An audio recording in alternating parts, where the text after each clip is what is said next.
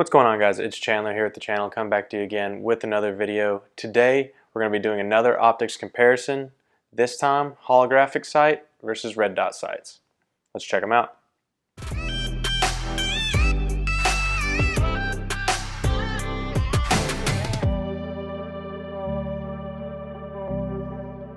Before we get started, if at any point you like what we're doing here on the channel, feel free to like and subscribe and leave a comment in the comment section if you have any questions. As always, we try to get back to those as soon as we can. Now, holographic versus red dots. These two sighting solutions are two different versions to do the same thing.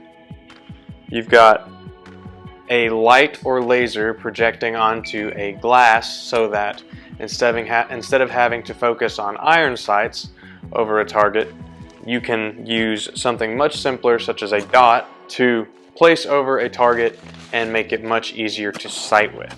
That is the main objective of either of these.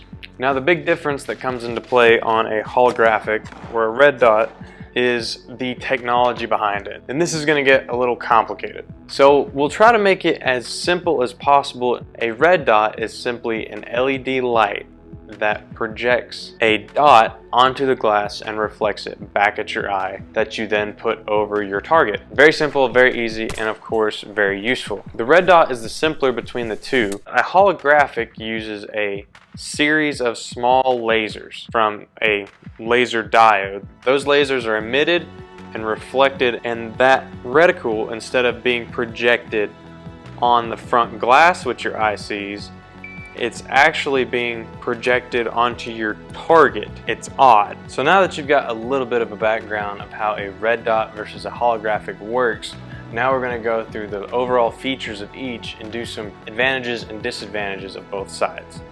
And ultimately at the end, you can use this information to help you decide what kind of optic you think is best for you to put on your firearm build. So first up, the EOTech 512.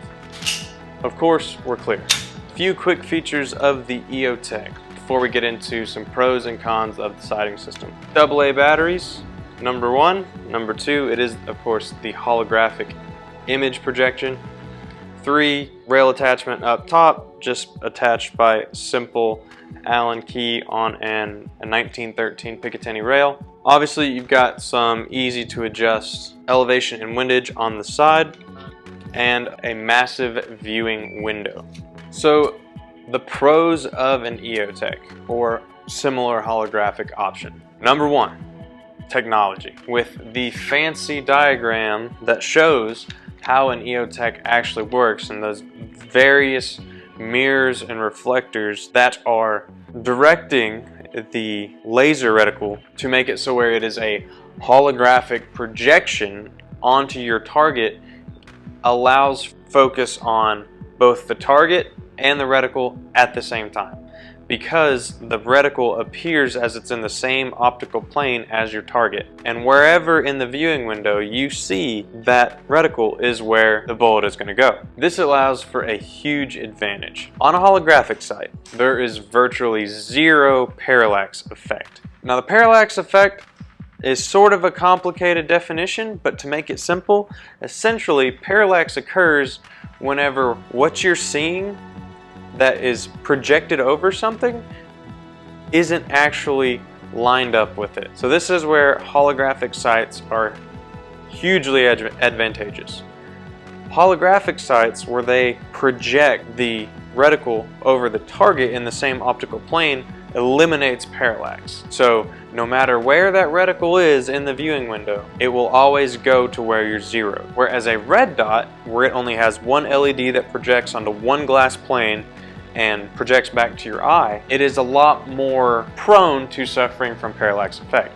Meaning that if you have a large viewing window for a red dot sight and you aim to acquire your target very quickly and you only see the dot in the very corner of the window on a red dot and you fire, it may not go to where you're thinking. And that is where the technology comes into play and why it is more advantageous from that perspective to have an EOTech versus a red dot. So with that being said, it leads us into another pro, which is target acquisition. Holographic sight and EOTechs are often called the king of the close quarters combat battle scenarios because of how easy target acquisition is. It has a very large viewing window on it. With that holographic technology, no matter where you are in that viewing window, it will go to. Next, for pros, EOTechs in particular are very, very durable. They're battle tested, tried and true, and have shown time and time again that they're a very reliable, very durable sight, that essentially they behave as the tanks of optics. If your front glass is broken or shattered in places or covered, no matter what, you can, as long as you still have a part of the glass somewhere that you can look through, you can use it and it will work and it'll be zeroed. That's one of the beautiful things about it. Another pro, battery commonality with this specific model. This in particular takes 2 AA batteries. It is a very good battery to use, and with that being said, you don't really get a battery advantage from using the AA's or the other batteries that EOTechs use. So the only real difference that you're going to have is that the front of the optic is going to be longer and take up more rail space, of course. And lastly, big pro that you can think of in an EOTech is the field of view is huge thanks to the big viewing window. So let's go ahead and talk about some cons about the holographic weapon sight. Battery life. Whereas a simple red dot can have upwards of 50,000 hours of battery life, this EOTech has about 600 hours of battery life. The reason for this is, of course, because of the more complicated technology. So it's a trade-off. You get the better technology, but that better technology requires much more battery to serve its purpose. Another con with the more complicated technology is price.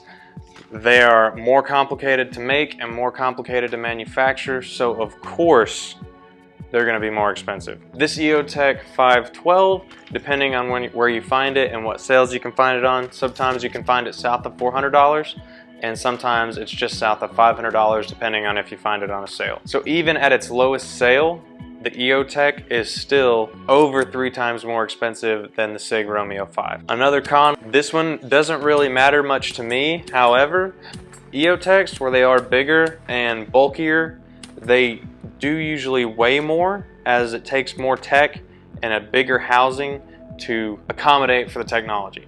So some people like to say that if they're running a really lightweight AR build, that the EOTech or holographic sight weighs it down, makes it top heavy. I don't really have a lightweight AR build going on, so it doesn't really matter much to me. Just keep that in mind that EOTechs do usually weigh more.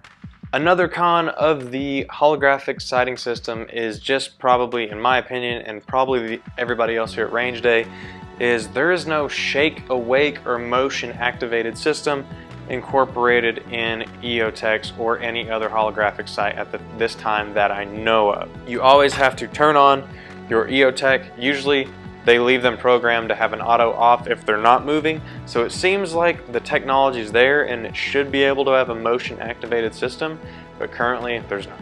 Moving on to the red dot and reflex sight, and of course we're clear. Some quick features of red dot sights in general. This will be specifically the Romeo 5. We've got brightness adjustment buttons, easily accessible, motion activated, shake awake system, and then obviously your windage and elevation as well. And depending on the red dot you have, some take button batteries, some take AAA's. This Romeo 5 takes a CR2032. So what are the pros of red dot sighting systems? Number one, and will always be number one to me, is motion activated. Now some of them don't have that feature, however, I usually hunt for ones that do. So the Romeo 5 and the Holosun 507C, the SIG Romeo 0, they all have MOTAC or motion activated shake awake systems. So that way, if this is sitting around somewhere and something happens and I need to grab it, I know instantly that my optic is going to be on and I won't have an issue. Something that goes hand in hand with the motion activated system is battery life. Now, red dots are much simpler anyway, so their battery life is going to skyrocket compared to EOTechs. 2 AA batteries in an EOTech, 600 hours. One CR2032 and a SIG Romeo 5, 50,000 hours. Part of this is the simplicity of the red dot, the other part is MOTAC. Next pro of a red dot is its simplicity. There are less things to go wrong. And it is because of this simplicity that the price is usually much lower, as I said, which is a big pro for red dot sights. A really good quality red dot can still be much cheaper than the budget holographic. The next pro is, of course, weight. Red dots are lighter, and that's why you can usually put them on pistols and it won't do anything functionally to the gun in terms of how the gun cycles or behaves or anything like that. It will behave just as it did without the optic, and all will be well. Now, some of the cons of red dot sights. The first con is going to go to technology. Parallax on a red dot is much more prominent than compared to a holographic sight. Red dots, where they're so simple, they project onto the glass and back to your eye. So when you're focusing on the glass, you have to focus on that optical plane, and then if you're trying to focus on your target too, those are two different optical planes. So you can't focus on them at the same time like you can with an EOTech. If those two planes aren't exactly aligned, then you may have the issue with parallax where your dot doesn't actually represent where you're going to hit, say if you're in the corner of a very large viewing window. Another con that goes to some red dot sights, not all, and it's sort of the trade-off you have to choose when deciding on one, is of course all EOTechs are enclosed, two pieces of glass both sides. The emitter is closed. The SIG Romeo 5 is also fully enclosed. However, the Holosun 507C is not enclosed, which means you can get items that distort or cover the LED and basically render your red dot nearly useless. It depends on what gets in there. If it's snowing and you get snow in there, no light will get through. If it's raining, it could distort it significantly. But that's a trade-off for the style of an open emitter. You have to weigh that into your options when you're deciding. And lastly is an odd one. Now, Trevor's talked about this before, and it's magnification of a traditional LED red dot sight. When you have a 2 MOA dot, when you magnify it 3 times, it's a 6 MOA dot over your target. Whereas an EOTech, if you have the 1 MOA dot and 65 MOA ring around it, when you magnify that in 3 times, it will still be a 1 MOA dot and a 65 MOA ring. So, to summarize it all up, what's the answer? Before you go out and spend a whole bunch of money on an EOTech, I highly recommend that you get a chance to look through one beforehand, because it is for some people, it isn't for others. I happen to like them a lot, so I bought one. To me, the pros outweighed the cons, but to others it may not. The technology's there, it's durable. The field of view, target acquisition, absolutely fantastic, second to none. However, where it does so well in those, it does obviously fall short in battery life, price, and things of that nature. The red dot sight, while very simple, very affordable, is also a very good option. If you're gonna buy an optic for any sort of firearm, a red dot is never a wrong decision. A lot of them have shake awake and MOTAC. The battery life is unreal good. They're very simple, they're compact, you can use them on handguns. The pros list is very long and the cons list is very short. Some are not as durable as others. They do have some optic distortion and parallax. All in all, they're both great options. Obviously, I like them both. If you can have both, get both. If you can have one, I suggest looking through an EOTech first if you can, before trying to justify that it would be what's for you.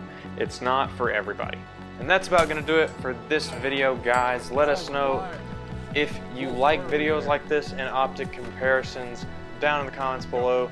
Of course, we always try to get back to those as soon as possible. Leave a like and subscribe if you liked it, and let us know if you want us to compare any optics in the future. As always, we've got a lot of exciting stuff in the pipeline, so make sure to stay tuned to the channel. This has been Chandler with Range Day, where every day is Range Day. Thanks for watching, and have a good one, guys. If you don't want it on here, that's how you get sliding.